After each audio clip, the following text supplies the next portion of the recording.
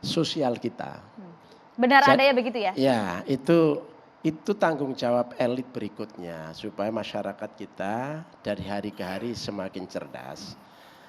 Dan selain itu juga memang ada elit tapi non politik, ya, elit non politik, entah elit keagamaan, mungkin ada elit tokoh masyarakat, entah elit ilmu, gitu kan, elit ilmu tertentu begitu ya, punya ilmu tertentu, yang memang Pancasila bagi mereka ada yang menganggap belum final, mereka masih punya cita-cita lain, itu ada. Tapi itu kan biasa dalam sebuah masyarakat demokrasi, itu biasa. Ketika kita ada di masyarakat demokrasi, sebelahnya kan hukum. Ketika ada kelompok-kelompok yang memang semuanya tidak mengacu ke sini, kemudian bertentangan dengan Pancasila, bertentangan hukum, ya masuk penjara, gitu aja kan, gampang kan. Nah, itu satu komentar saya. Yang kedua,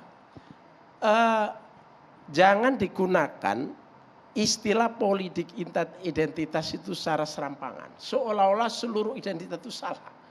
Seolah seluruh identitas itu haram gitu ya. Ini ke depan ini menurut saya ini harus ada definisi. Politik identitas yang berhadapan dengan Pancasila. Yang bertentangan dengan yang memicu, mengganggu persatuan, kesatuan, mengganggu NKRI. Pokoknya itulah pilar-pilar kita. Itu yang harus didefinisikan.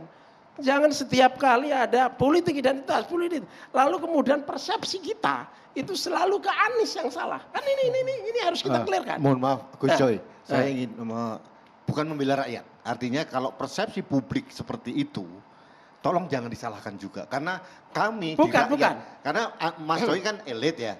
Kami rakyat Mas, mengalami bagaimana tidak bagusnya kejadian politik identitas.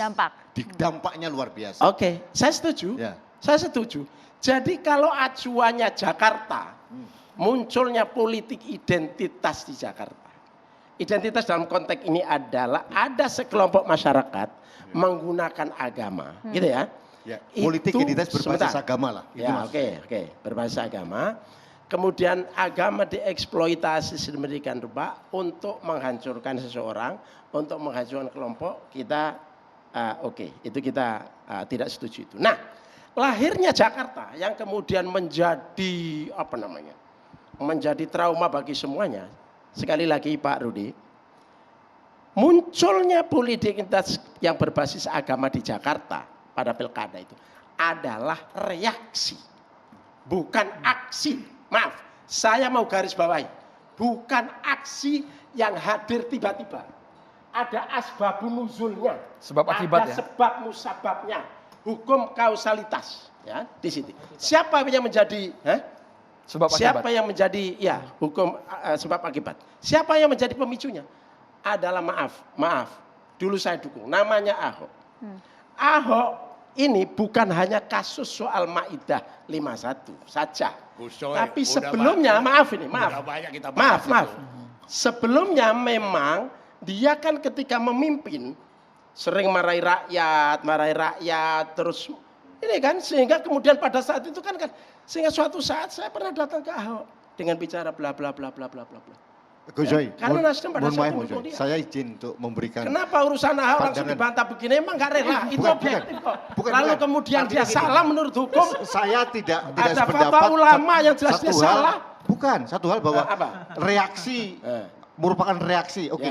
Pada saat awal reaksi tapi harus kita akui juga reaksi itu kemudian dikapitalisasi oleh kelompok tertentu untuk menggulirkan program-program politiknya. Itu yang terjadi, bukan reaksi keseluruhan menurut saya. Awalnya adalah reaksi, berikutnya lagi kemudian ada yang memanfaat untuk itu tuh kita harus sedih, kita harus belajar dari sejarah itu, lalu kemudian kita memperbaiki keadaan ke depan. Tapi sekali lagi, itu jangan terus-menerus dieksploitasi, diulang-ulang, kemudian dialamatkan kepada orang yang sesungguhnya mereaksi, bukan menjadi sebab. Atau figur ya, yang memperoleh manfaat dalam konteks ini Anies lah, kira-kira begitu. Memperoleh manfaat dari sini, tapi sesungguhnya bukan dia sendiri yang melakukan narasi tentang keagamaan, tentang identitas keagamaan. Di sini harus dipisahkan. Ya. Gus Coy, kalau kita lihat mengapa kemudian Gus Coy menyatakan hal ini dengan begitu emosional? Apakah bukan kemudian emosi. memang Begitu banyak hal yang bukan. Karena begini, saya ingin reaksi ya, bukan bereaksi, merespon publik yang terkait dengan ini. Itu seolah-olah berlebihan, tidak ada hentinya, terus menerus. Begitu banyakkah tuduhan ke Anies Baswedan? Jangan dijawab dulu, usai jeda sesaat lagi, tetap di Catatan Demokrasi.